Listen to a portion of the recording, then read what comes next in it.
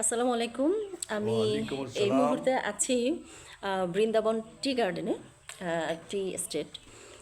তো এখানে আম, আমার পাশে যিনি বসে আছেন তিনি সাবেক এমপি হাফিজ আহমেদ মজুমদার, এবং তার আরও বহুমুখী প্রতিভা আছে।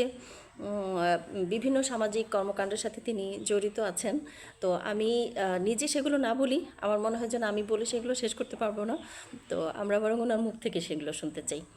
আসসালামু আলাইকুম। ওয়ালাইকুম আসসালাম। আপনি কেমন আছেন? দেখছেন তো আমি কেমন আছি, খুব ভালো আছি না? আলহামদুলিল্লাহ। অ্যাট দি এজ অফ 92 খুব ভালো আছি না?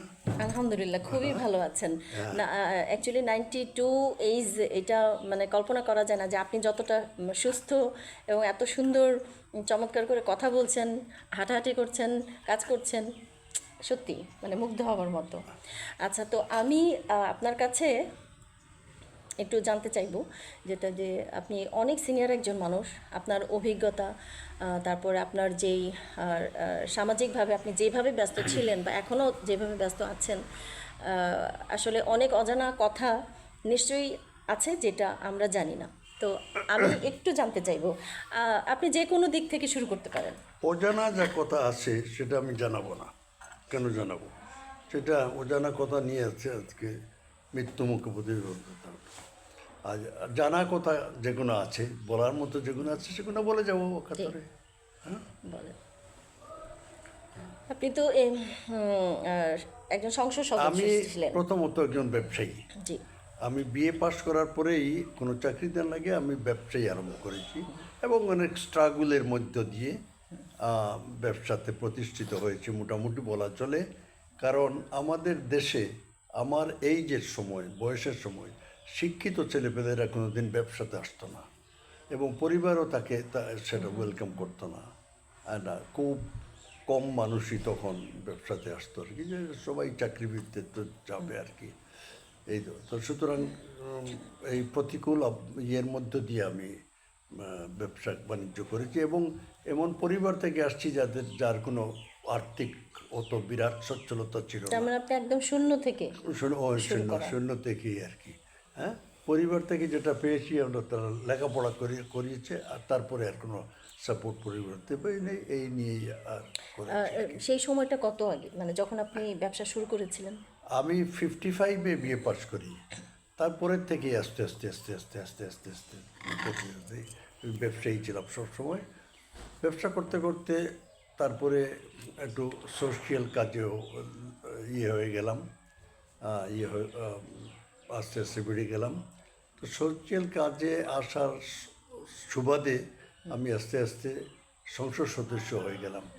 আমি প্রকৃতপক্ষে একজন পলিটিশিয়ান না, যে অর্থে বলে, একজন সোশ্যাল ওয়ার্কার। এই সোশ্যাল ওয়ার্কারকে তারা মূল্যায়ন করে নিয়েছে এবং আমাকে, আমার কনস্টিটিউয়েন্সি হলো জকিগঞ্জ এবং কানাইঘাট, দুটা নিয়ে এইখান থেকে আমি 5বার ইলেকশন করেছি। 2বার আমি হারছি, একবার হারছি জামাতে ইসলামের কাছে, আর একবার কওমি জামাতের কাছে। আমাদের এলাকাটা খুব ইয়ে মৌলবাদী এলাকা। আর 3বার আমি জয়ী হয়েছি আর কি। বিশাল একটা ব্যাপার না? এই মানে এই 3বার সংসদ সদস্য হওয়া চারটিখানি কথা না। তারপরে আবার আবার 2বার ইলেকশনে, গতবার আমি ইলেকশন করি নাই। এর আগে 14তে একটা ইলেকশন এসেছে, সেটাও আমি করি নাই। সুতরাং অনেক দিন তো পলিটিক্সের সঙ্গে আচ্ছা, আমি জানতে পেরেছি যে আপনি ডেল্টা লাইফের চেয়ারম্যান ছিলেন, ছিলাম, আছি, এখনো আছেন। এখনো আছি। বাহ। আমি পূবালী ব্যাংকের চেয়ারম্যান ছিলাম 14 বছর, আচ্ছা। পূবালী ব্যাংকের। আর ডেল্টা লেভেল ইদানিং আমি একটু আছি আর কি এতে। আমি আমার খুব ভালো সময় জীবনে রইল। আমি 6 বছর রেড ক্রিসেন্টের চেয়ারম্যান ছিলাম, যার ফলে আমি সমস্ত পৃথিবীর সঙ্গে রেড ক্রিসেন্টের একটা সম্পর্ক আছে এবং অনেক সোশিয়াল কাজ করার অপুরন্ত সুযোগ সুবিধা আছে। সেই সময়টা আমার খুব ভালো সময় গেছে, ইয়ে করেছে এবং এইটাকে রিকগনাইজ করে আমাকে পিএইচডি ডিগ্রি দিয়েছে রেড ক্রিসেন্টের থ্রুতে, হ্যানসো ইউনিভার্সিটি অফ সাউথ কোরিয়া। তো ইয়েতে তো এই কর্মক্ষেত্রের মধ্যে সবসময় ছিলাম, সবসময় আছি, এখনও ঠিক নাই। একটা ব্যবসা আছে, আমার ব্যবসা আমার মেয়েরা দেখে, ওরা আমাকে ব্যবসা দ্বারে যাইতে দেয় না। এখন আপনি অনেক কাজ করেছেন জীবনে, আসলে এখন একটু বিশ্রামে হ্যাঁ, থাকাটাই আমার ওরা মনে হয় যাইতে ভালো। দেয় না, দে আর ভেরি ক্যাপাবল, তারা ব্যবসা করতেছে, গার্মেন্ট ইন্ডাস্ট্রি যেটা করতেছে। আমি এই এরপর গার্মেন্ট ইন্ডাস্ট্রি বাংলাদেশের one of the founders.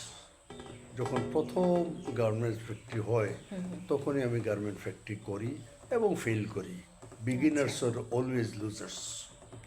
Loss করতে করতে করতে করতে এবং ছেড়ে দিয়ে failure is the pillar of success. না, সেটাও গার্মেন্টে আমার আর শেষে আমার মেয়েরা এসে সাকসেস করছে, আমি করি নাই সাকসেস, আমি সাকসেসফুল হতে পারি নাই তখন। ইয়েতে খুব ডিফিকাল্ট পিরিয়ড ছিল এইসব গার্মেন্ট। নতুন যে কোনো জিনিস করলে তার পিছনে অনেক স্ট্রাগল দেয়। সেই জন্য একটা কথা বলে, বিগিনার্স আর অলওয়েজ লুজার্স। যেমন আমরা এখন এই বাংলাদেশকে আমরা গড়ে তুলেছি, এখনকার ছেলেপেলে যারা আছে তারা আমাদেরকে মনে করে তাদের কথাই বুঝি না আমরা। হ্যাঁ, তাদের নতুন চিন্তাধারার সঙ্গে আমাদের নেই। এবং এটা বাস্তবিক হলো, আমার দাদার সঙ্গে আমার বাবার চিন্তাধারার খুব একটা মিল ছিল না, মিল ছিল। খুব একটা ডিফারেন্স ছিল না, মোটামুটি একই একই একই ওয়েভলেংথ, একই সিকোয়েন্সিতে কোথাও তারা আদায় আসতো। কিন্তু আমার সঙ্গে আমার বাবার একটু ডিফারেন্স হয়ে গেল, আস্তে আস্তে এটা দূরত্ব মানে বেড়ে ওই গেল। দূরত্বটা এখন মনে হয় না আরো আমার বেশি। সঙ্গে আমার ছেলে মেয়েদের দূরত্ব আরও আরো বেড়ে বেশি। গেছে। আমার ছেলে মেয়েদের সঙ্গে আমার নাতিনদের দূরত্ব আরও অনেক বেড়ে গেছে। এটা কি বাস্তবতা মেনে নিতে হবে। এই বাস্তবতায় আমরা আছি পৃথিবীর মধ্যে, আমরা পছন্দ করি আর না করি, this is the world we have to face. আচ্ছা, এখন নতুন প্রজন্ম সম্পর্কে আপনার কি বলার আছে, একটু উপদেশ বলেন। নতুন প্রজন্ম এক নতুন প্রজন্মের মধ্যে তারা এর থেকে বেরিয়ে যেতে পারবে না। এই এই আবহাওয়ার মধ্যে নতুন প্রজন্মকে বেঁচে থাকতে হবে এবং তাদেরকে নিজেকে তৈরি করতে হবে। ওই ওই ওই আমরা আমাদের সময় আমরা বাংলাদেশের নাগরিক ছিলাম। এখনকার প্রজন্ম আর বাংলাদেশের নাগরিক না, তারা বিশ্বের নাগরিক, তারা ওয়ার্ল্ড, এটা নাগরিক। আজকে এক মুহূর্তে এইখানে কী ঘটছে, সঙ্গে সঙ্গে 5 মিনিটের মধ্যে আমেরিকা করে ওয়ার্ল্ডের যে কোনো জায়গায় চলে যাবে, খবর যে কোনো হবে, আমি কথা বলতে পারবো যে ওয়ার্ল্ডের যে কোনো সময় তার সঙ্গে শুয়ে। এ তো এই যে আছে, এর সঙ্গে আমাদের সব দৈনন্দিন কর্মকর্ম জীবন ব্যবস্থা সব কিছুর একটা আমূল পরিবর্তন হয়ে হয়ে হয়ে আছে। আমার বাবার জীবনের সঙ্গে আমার জীবনের তো অনেক ফ্যাক্টর আছে, দিলে আছে, এরকমভাবে আমার পরিণত হবে। এইটাকে আমাদের দেশের যারা ইয়াং আছে তারা নিজেকে প্রস্তুত করতে হবে এই জগতের জন্য। হ্যাঁ, আগে আমরা যেভাবে লেখাপড়া করেছি ওইটা করলে হবে না, ওইটা করলে চলবে না। এই নতুন জগতের, নতুন পৃথিবীর, নতুন আইডিয়ার সঙ্গে তাদেরকে করতে হবে। সেই জন্য আমার কতগুলো স্কুল কলেজ আছে, বহু স্কুল কলেজ আছে। সিলেট টাউনে একটা স্কুল আছে, তার নাম হলো স্কলার্স হোম। 7টা ক্যাম্পাস আছে, 8,000 মতো ছাত্রছাত্রীরা করে। ইংলিশ মিডিয়ামে এই ভার্সনে তারা লোকাল মানুষটা পড়ে। যেখানেই যাই আমি তাদেরকে এইটা বলি যে তোমরা আরেক জীব, আরেক পৃথিবীর জীব, তোমরা নিজেকে ওই পৃথিবীর জন্য তৈরি করতে হবে, পৃথিবীতে জানতে হবে, বুঝতে হবে, করতে হবে, এখন আগের দিনে তো আমরা বই পড়তাম, কিছু পড়তাম, এখন বই কেউ পড়ে না, সব এখন সমস্ত পৃথিবী এখন হাতের মুঠো, হাতের মুঠো নেটের মধ্যে আছে। এইটা যে দেখতেছি তাও না, এখন আর্টিফিশিয়াল ইন্টেলিজেন্সের আসছে, সেটা আরও আমাদেরকে কোথায় নিয়ে যাবে। আমার একটা ভয় আছে, আর্টিফিশিয়াল ইন্টেলিজেন্স এই হিউম্যান সোসাইটিকে যদি রুল করতে পারে তাহলে মানব সভ্যতা ধ্বংস হয়ে যাবে।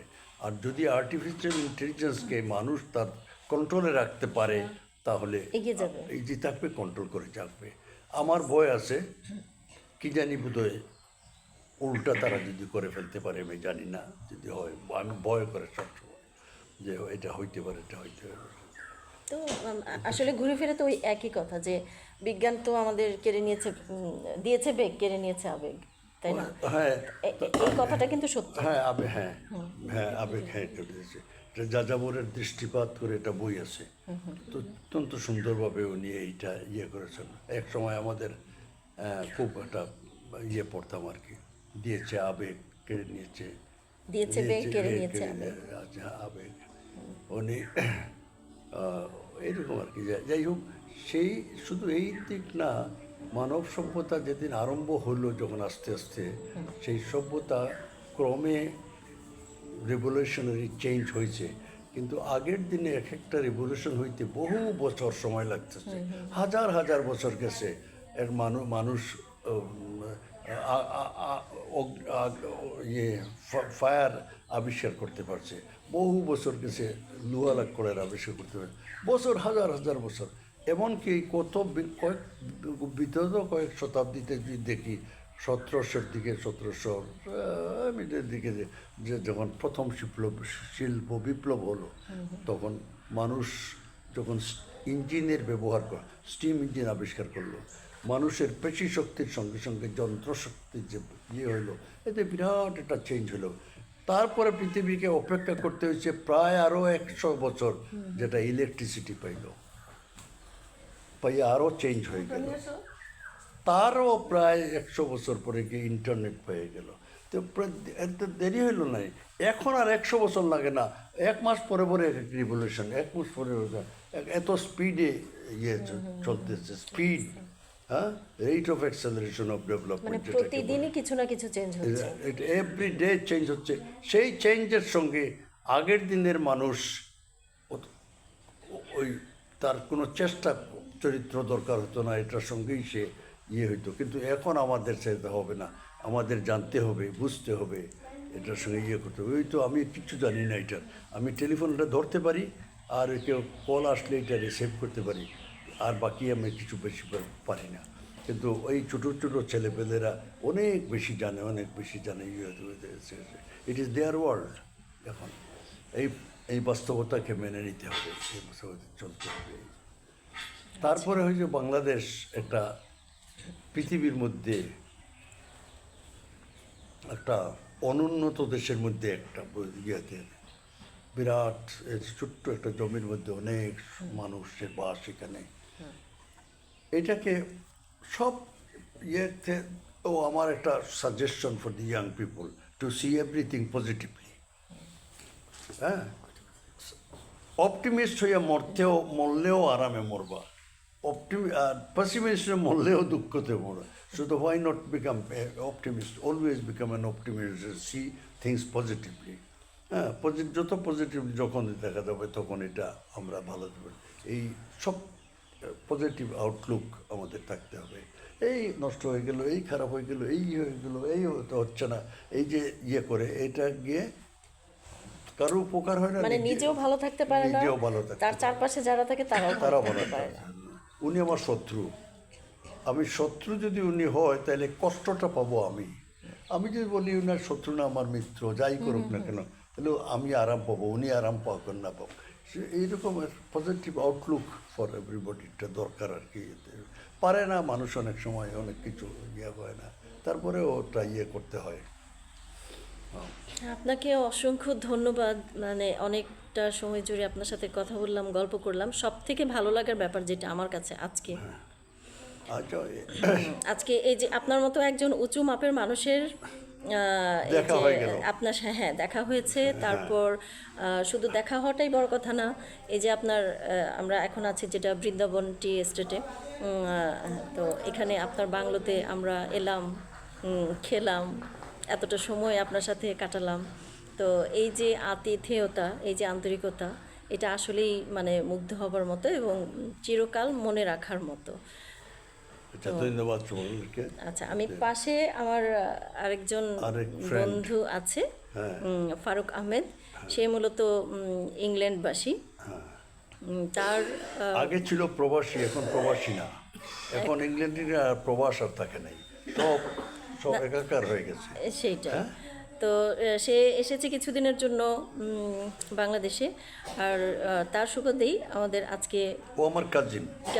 জি, আমি সেটাই বলছিলাম। তার সুবাদে আমাদের আজকে এই সিলেটের ট্যুর এবং মানে ওনারা দুজন হচ্ছে ভাই, চাচাতো ভাই। তো যে কারণে আজকে আমরা এতটা আপ্যায়ন আতিথেয়তা পেলাম, সেই জন্য বাই চান্স পাইয়ে গেলেন আর কি। Grateful to you. আচ্ছা ফারুক, তুমি কি কিছু বলতে চাও? একটু বলো। না, এই বাইরের হ্যাঁ, বলো। মূল্যবান সময়টুকু আমাদেরকে দেওয়ার জন্য ওনাকে ধন্যবাদ, আর ওনার দীর্ঘায়ু এবং সুস্থতা কামনা করি। অসংখ্য ধন্যবাদ ভাইয়া, আপনাকে অনেক ধন্যবাদ। আসলে এটা শুধু ধন্যবাদ দিয়ে আমি আমার কৃতজ্ঞতাটা ঠিকঠাক প্রকাশ করতে পারবো না, আর এর বাইরে আসলে কিছু করারও নাই। আপনি আমাদের জন্য দোয়া করবেন, সবার জন্য। অবশ্যই, আমরা দোয়া করি। শুভকামনা রইল সবাই জি, আল্লাহ আপনাকে দীর্ঘ নেক হায়াত দান করুন, এটাই আশা করব। আমিন। ঠিক আছে, তাহলে সবাই ভালো থাকেন। আসসালামু আলাইকুম।